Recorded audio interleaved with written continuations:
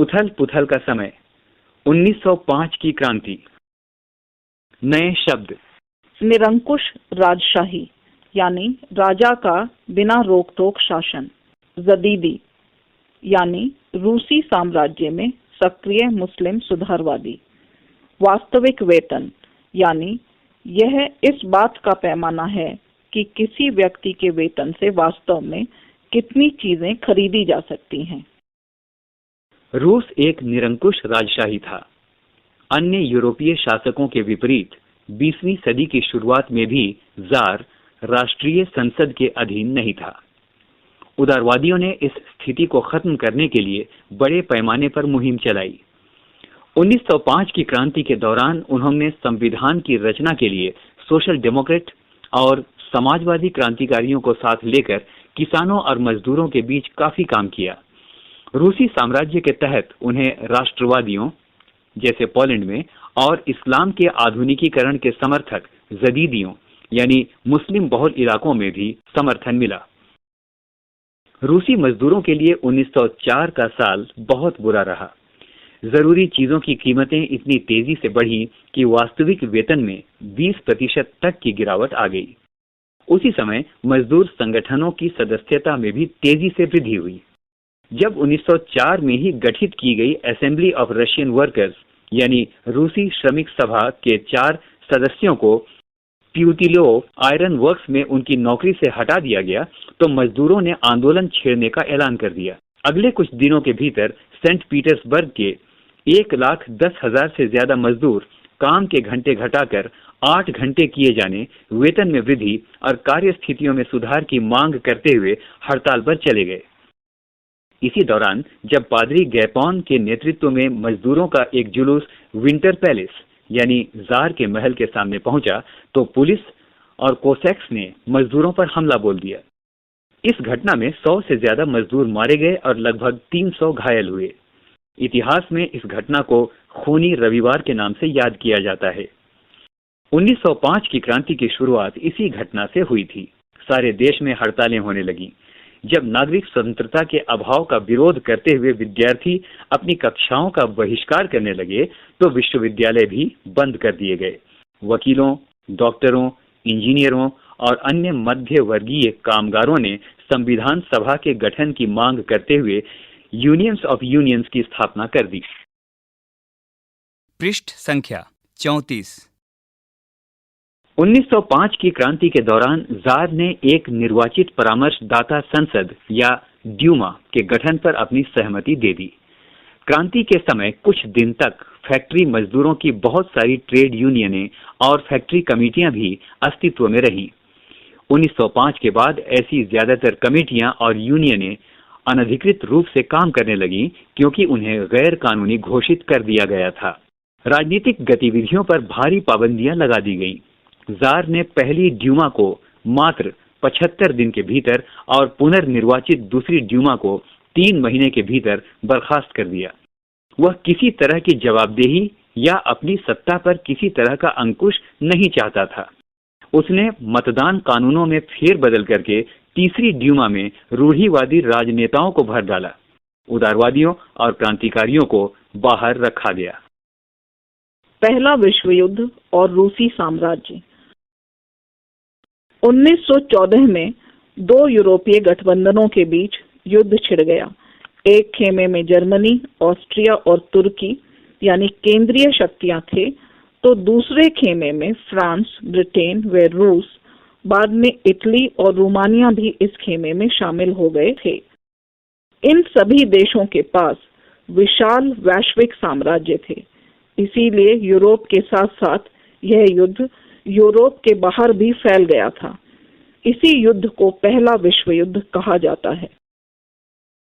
इस युद्ध को शुरू में रूसियों का काफी समर्थन मिला।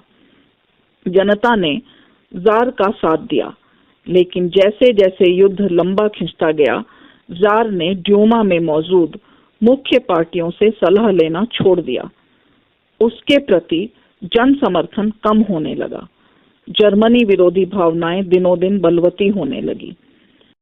जर्मनी विरोधी भावनाओं के कारण ही लोगों ने सेंट पीटर्सबर्ग का नाम बदलकर पेट्रोग्राद रख दिया, क्योंकि सेंट पीटर्सबर्ग जर्मनी नाम था। जारीना यानी जार की पत्नी महारानी अलेक्सांद्रा के जर्मन मूल का होने और उसके घटिया सलाहकारों, खास तौर से रास्पुतिन नामक एक सन्यासी ने राजशाही को और अलोकप्रिय बना दिया। प्रथम विश्व युद्ध के पूर्वी मोर्चे पर चल रही लड़ाई पश्चिमी मोर्चे की लड़ाई से भिन्न थी। पश्चिम में सैनिक पूर्वी फ्रांस की सीमा पर बनी खाइयों से लड़ाई लड़ रहे थे, जबकि पूर्वी मोर्चों पर सेना ने काफी बड़ा फासला तय कर लिया था। इस मोर्चे पर बहुत सारे सैनिक मौत के मुंह में जा चुके थे।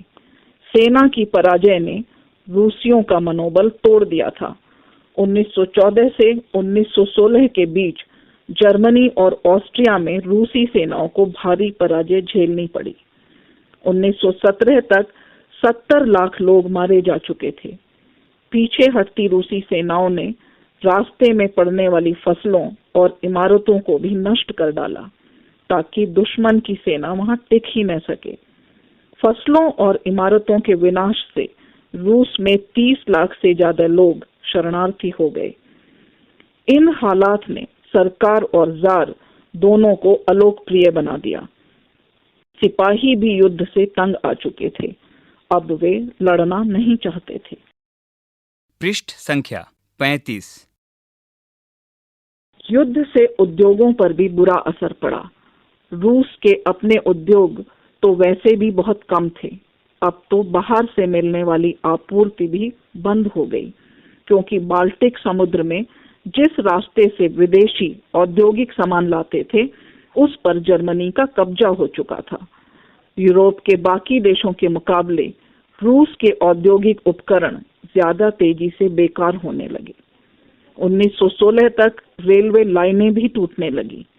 अच्छी सेहत वाले मर्दों को युद्ध में झोंक दिया गया। देश भर में मजदूरों की कमी पड़ने लगी और जरूरी सामान बनाने वाली छोटी छोटी वर्कशॉप ठप होने लगी।